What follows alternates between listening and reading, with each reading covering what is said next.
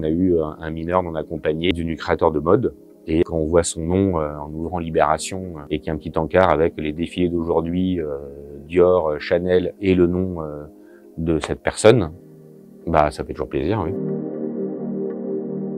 Bah moi j'avais toujours voulu être dans l'éducation. Donc après quand il y a eu une opportunité d'un accompagnement des jeunes, bah ça m'a plu. On va dire qu'il répondait, enfin en tout cas qui s'inscrivait bien dans les valeurs du groupe et dans les miennes. L'idée c'était de confier comme ça à des jeunes un petit budget et un petit logement à gérer, pour les mettre déjà en situation de responsabilité et qui, à force d'accompagnement éducatif, de proximité et cette confiance donnée dans la gestion d'un logement et d'un budget, ont permis à ces jeunes d'accéder à une vie classique, on va dire, tout simplement. Et là, très récemment, on a pu aussi me confier une mission vers l'insertion professionnelle. Donc pareil, c'est les personnes qui étaient très éloignées de l'emploi et plutôt des jeunes. Voilà, à travers plateforme I et à travers le projet Team. Et puis tout récemment, en fait, là, je mets toujours en protection de l'enfance, mais dans un projet qui rassemble jeunesse et solidarité, puisque l'idée, c'est justement de rapprocher le monde de la dictologie et le monde de la protection de l'enfance pour aider les professionnels, notamment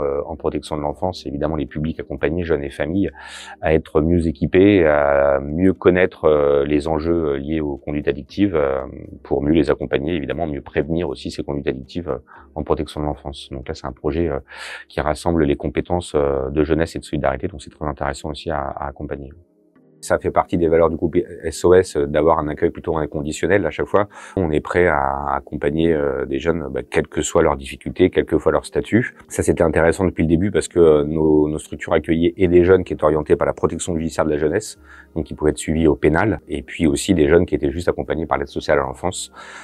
Donc ça, c'était intéressant de travailler avec ce type de public. On a eu un mineur non accompagné devenu créateur de mode, et quand on voit son nom en ouvrant Libération et qu'il y a un petit encart avec les défilés d'aujourd'hui, Dior, Chanel et le nom de cette personne, bah ça fait toujours plaisir, oui. Après, j'ai eu d'autres jeunes qui sont devenus meilleurs ouvriers de France en électrotechnique ou dans d'autres, voilà, et après d'autres parcours. Hein. Dans les premiers jeunes qui arrivaient, il y en a qui sont revenus, on n'avait pas vu depuis un an, on n'avait pas eu de nouvelles, et puis il arrive en bleu de travail, en disant ah bah oui, je passais dans le coin, j'avais un chantier, donc je venais quand même vous saluer. Voilà, ça fait toujours plaisir de rencontrer effectivement des gens comme ça, d'avoir des nouvelles après, quoi. On l'a pu le vivre, le vivre ensemble et le rejet du vivre ensemble. On peut encore le vivre malheureusement bien des fois dans le refus, par exemple, d'une mairie ou d'un quartier ou autre de refuser la mise en place d'un accompagnement, d'un accueil, d'un établissement. On a eu par exemple à gérer dans le vivre ensemble toutes les adolescents qu'on mettait dans des studios.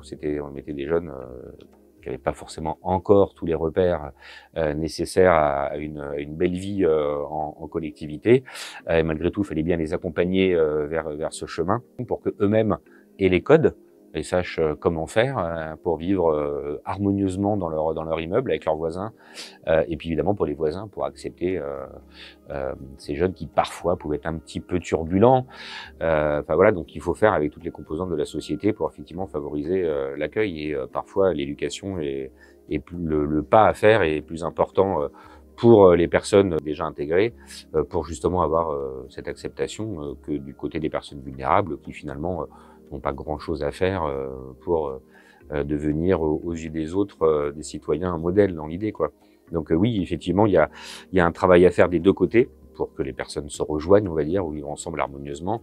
Il y a le côté professionnel parce qu'on s'inscrit dans des missions, dans un cadre légal, mais en même temps, il faut bien essayer de secouer un peu, en tout cas pour essayer d'obtenir des droits ou d'obtenir plus de moyens pour accompagner les personnes vulnérables.